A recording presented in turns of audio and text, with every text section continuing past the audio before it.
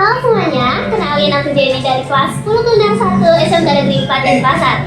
Di sini kami sedang bersama Bapak Prapta. Jadi sini kita akan menanya sedikit soal kebersihan, kesehatan, keselamatan kerja lingkungan dan SOP-nya. Baik Bapak, yang pertama tentang kebersihan dulu. Bagaimana memastikan kebersihan dapur agar tetap terjaga saat kondisi kafe sedang ramai dan staf itu kewalahan?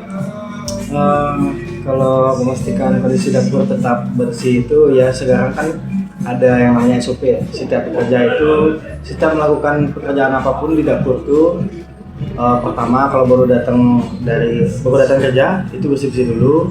Setelah itu kalau ada prepare atau orderan setiap selesai membuat preparean atau orderan ya dibersihkan kembali, itu aja sih. Baik. Selanjutnya, apa langkah yang dilakukan jika ada bahan makanan atau peralatan dapur yang tidak memenuhi standar kebersihan? Kalau itu sih harus memenuhi ya, tidak mungkin lolos kalau tidak memenuhi standar kebersihan ya, itu aja sih. Jadi kalau misalnya nggak memenuhi standar kebersihan, apakah diberi sanksi atau sebagainya? Oh, maksudnya untuk yang nggak karyawannya? sengaja, iya. Oh, itu ya, itu harus ada sanksinya. Baik. Selanjutnya kita akan membahas soal kesehatan. Jika ada pelanggan yang sakit dikarenakan makanan dari kafe ini, apa yang akan dilakukan? Kalau selama ini belum pernah ya, karena kalau dibilang sakit pelanggan karena makanan, itu biasanya sakit karena makanan itu jarang terjadi karena itu bisa beberapa opsi. Jadi bisa jadi dari kondisi pelanggannya juga yang kurang fit kayak gitu-gitu. Dan dari pengaruh yang lain begitu? Iya, cuaca dan segala macam. Kalau dari makanan sih enggak. Lalu, apa prosedur yang dilakukan jika ada karyawan yang sedang sakit tapi tetap memaksakan untuk masuk kerja? Lebih baik dipulangkan. Bapak dipulangkan? Ya, karena contoh kalau misalnya sakit flu dan atau batuk-batuk atau gimana, itu kan bisa nularin ke makanan. Oh iya.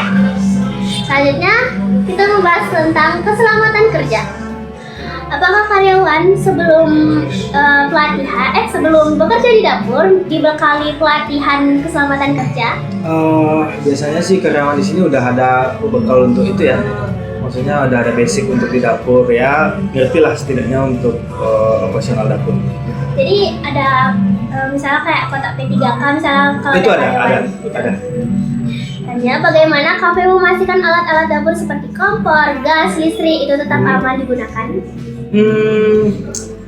Biasanya ya kalau seperti itu tuh kita kan beli alat kalau misalnya aman digunakan atau tidaknya tergantung pemakaian sekarang sih. Biasanya kayak gitu tuh adanya apa ya namanya ya insiden nih kayak gitu-gitu.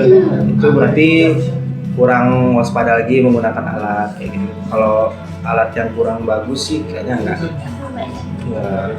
Ya, kita membahas tentang lingkungan sekitar.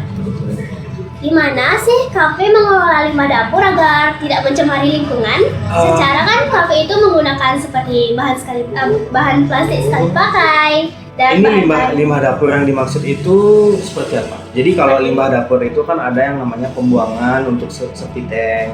Maksudnya pembuangan itu atau limbah plastik sampah beda lagi. Yang plastik sampah dan organik. Oke, plastik organik dan non organik itu biasanya kita pilah. Ada yang pilah di sini. Kalau untuk limbah dapur seperti tank dan segala macam itu dibuang di limbah dapur, kita nyedot biasanya.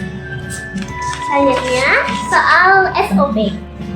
Bagaimana cara memastikan para pekerja selalu mematuhi aturan SOP yang berlaku? Pertama kita harus menetapi atau emang ada SOP di sini, dan kedua ada sanksi yang diunjukkan untuk itu kalau melanggar itu, dan kita ada meeting selalu sih. Ada evaluasi. Kalau misalnya ini ada CCTV, Ada. nanti kalau misalnya karyawan nggak memenuhi SOP itu diberikan apa? Ada sanksi dan evaluasi. Selanjutnya, apakah SOP dalam kafe ini sempat dirubah? Jika iya, apakah SOP sering dirubah? SOP sering dirubah sih enggak, cuma untuk rekrutmen karyawan aja sih. Soalnya kalau SOP rekrutmen karyawan itu harus tidak boleh misalnya masuk sekarang lagi 5 harinya udah selesai gitu, nggak ada. SOP-nya ya kita trial dulu, setelah itu probation sebulan, kalau diterima atau enggak di akhir bulan gitu. Baik. Mungkin itu saja beberapa pertanyaan dari kami. Baik, sekian saya tutup dan bye-bye.